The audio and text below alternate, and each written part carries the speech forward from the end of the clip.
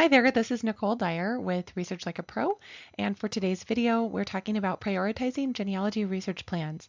This is an excerpt from the Research Like a Pro e-course office hours session where we give monthly tips that go along with the Research Like a Pro process. And for this one, we were talking about research planning, and I share an example of how I prioritized my research plan for the project I was working on in the study group. So you'll see kind of how I decided what to do first and how many things I chose to include in the research plan, and I talk a little bit about how to select what to do. So enjoy this video, and I hope it helps you with your research planning. All right, so this month our focus is on research planning. And I was thinking about the last research project that I did in the study group in the fall. And I had to do a lot of analysis of the starting point for that project. There was just a lot of previously gathered information. And so I was thinking about how important that initial problem analysis is. And so that's what my tip is about. So the initial problem analysis of a project is important for research planning because it gives you a solid starting point. And how we do that in Research Like a Pro is building a timeline. And one thing I like to do in particularly heavy projects where I have a lot of starting point information is to write out the starting point information from the timeline before I make the research plan. And this can just be part of your timeline assignment. It's taking everything that you've put in a timeline format and writing the narrative for it. And it just really helps you to get into the frame of mind for what you need to look for, making those extra connections that you need. So after you've done that thorough problem analysis, you might realize that you need to find some originals for records that you only have as derivatives. And you might realize that, oh, there's some family tradition or oral history here that I might need to verify through original records. And you might realize, oh, I have a record I haven't transcribed yet. So sometimes your research plan can include the fact that you need to analyze or transcribe a record that you have, but you haven't fully analyzed. And then, of course, what we always think of as a research plan will be checking new record collections that haven't been previously checked. And so that's usually what we jump to. So after you kind of list out all of the different ideas you have for your research plan, then we need to prioritize that list. And genealogy standards encourages us to be efficient in our research plan. And one way to figure out how to do this better is to study a lot of other people's work, because we need to think about what sources a competent genealogist would use. And so to figure that out, if we don't feel like we're super advanced in the region that we're researching yet, we can learn from other people who've published about that region. And I like to study case studies from the place that you're focusing on. And if you're lucky, you'll be able to find some good articles that have been published, case studies from your region.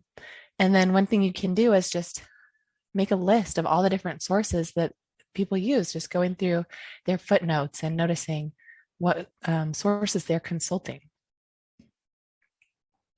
Here's an example of my prioritized research strategy from my recent John West research project from the Research Like a Pro study group number 8. And it looks like a lot, but actually a lot of it is just finding original records that I already had as derivatives.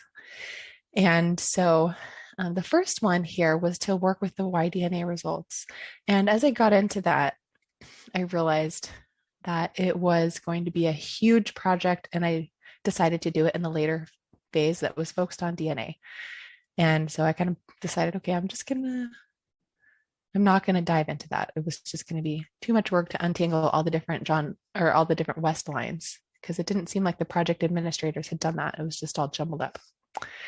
So then I had all these original records to find. So I focused on finding the originals for these deeds and transcribing or abstracting them in the marriages. And I needed to transcribe an important deed, which was about my research subject, John West. And so I worked through that, which was pretty quick. And then I decided to check some new record sets, including the chancery records, the Library of Virginia. And I was able actually to find a chancery record that was where the plaintiff was John West. And I think it is about my research subject. So that was a valuable find. I did a search in a published volume, Cavaliers and Pioneers, about immigrants and land in Virginia. And then a cousin had mentioned that there were some relevant deeds in a certain county, but when I looked it up, it was for somebody with the last name Weir and not West. So I was able to check that off the list and it wasn't useful. And then I did some tax record work and some court minutes.